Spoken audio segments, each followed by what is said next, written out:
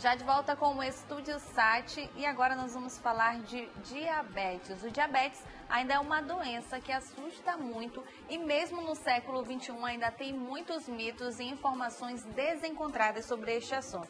E para a gente entender melhor sobre isso, convidamos a endocrinologista Larissa Figueiredo. Larissa, bom dia, seja bem-vinda ao Amazon Sat. Bom dia, quero agradecer muito ao convite, né? Esse assunto é um assunto importantíssimo, né? Teria um impacto de saúde pública, então quero agradecer muito a divulgação para a gente ajudar, né, a divulgar sobre essa doença. É verdade, muitas pessoas quando são diagnosticadas com o diabetes, elas têm um impacto muito grande, não é? De que forma a gente pode estar tentando lidar com essa doença? Isso, é uma excelente pergunta. Primeiro, Tamires, eu queria esclarecer a questão do impacto que eu comentei. A gente está falando de uma doença que tem um acréscimo de 61% nos últimos 10 anos. Então, a gente está falando de 8,9% da população brasileira. E se a gente levar em consideração as faixas etárias, isso pode aumentar para 27%, acima de 55 anos.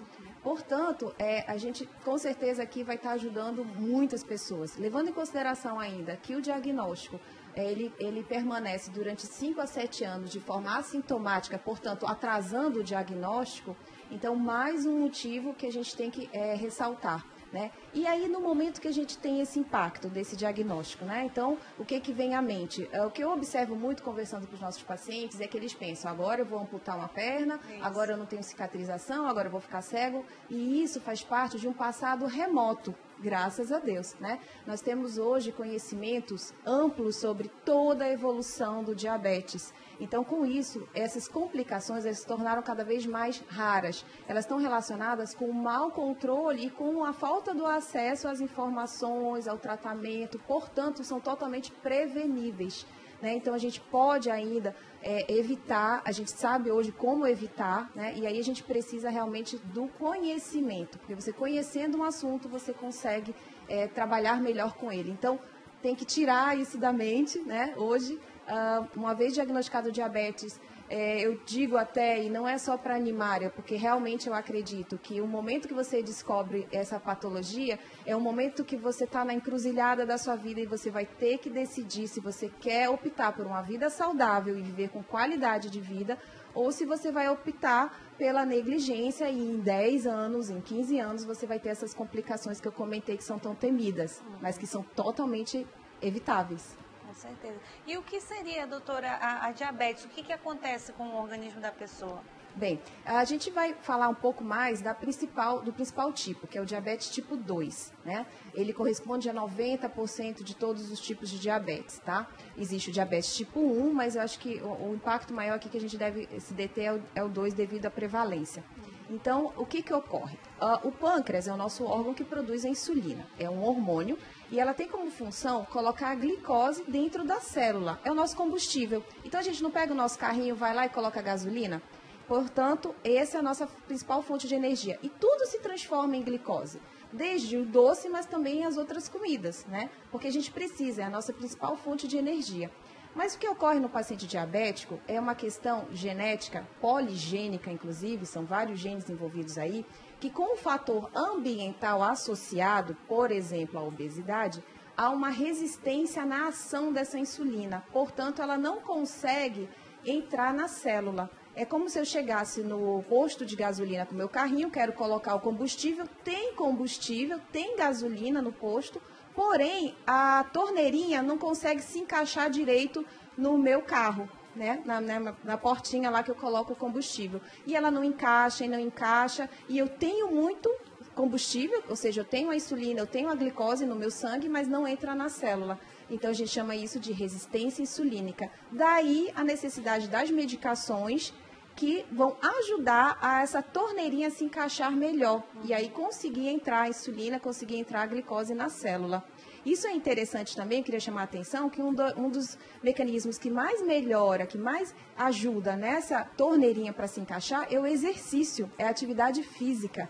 Então, a atividade física pode ser considerada, apesar de dizer um tratamento não farmacológico, mas ela pode ser considerada um dos principais mecanismos para tratamento para o nosso paciente diabético. A ponto até de muitos pacientes precisarem de menos medicações ou até não precisar de medicação se tiver uma atividade física diária. E a gente tem aqui uma pergunta do Fabrício. Ele disse assim: tive pancreatite alcoólica moderada.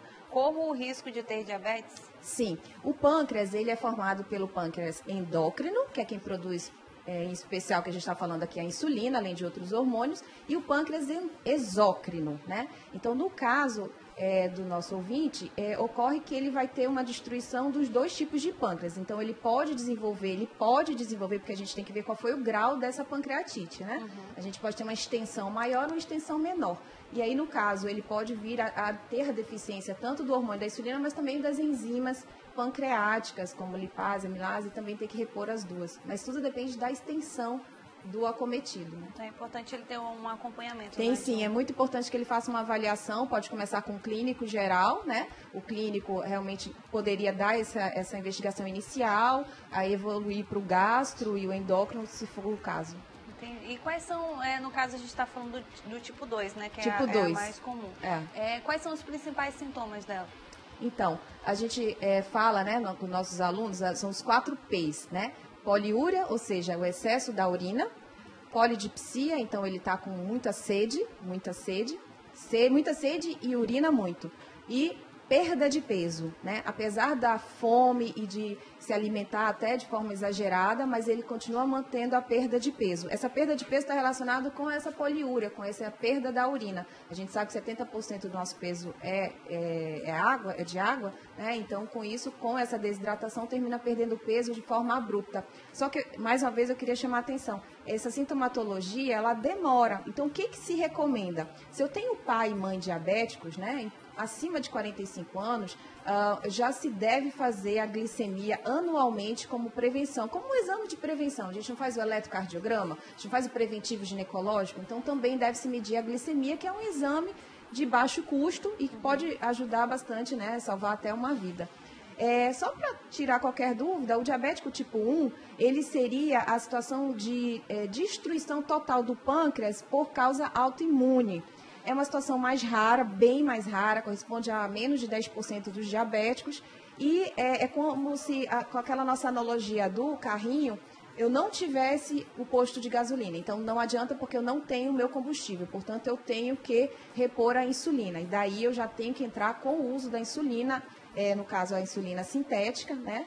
Para fazer o nosso tratamento. No diabético tipo 2, como eu tenho o posto de gasolina, o meu problema é o encaixe da mangueirinha no meu carro, então eu vou usar medicações, eu posso usar durante muito tempo medicações orais, para que eu consiga fazer esse encaixe, diminuir a resistência insulínica. Ao longo de 20 anos, 30 anos, pode acontecer nesse diabético tipo 2 a falência desse pâncreas total, e aí ele precisar usar insulina. Ou até durante o seu tratamento, com situações adversas, uma cirurgia, um procedimento até calculado, né, que a gente fala, marcado direitinho, pode ser que ele precise usar uma insulina, mas ele vai usar e depois vai parar. Não existe essa coisa da dependência de insulina, que é outro mito.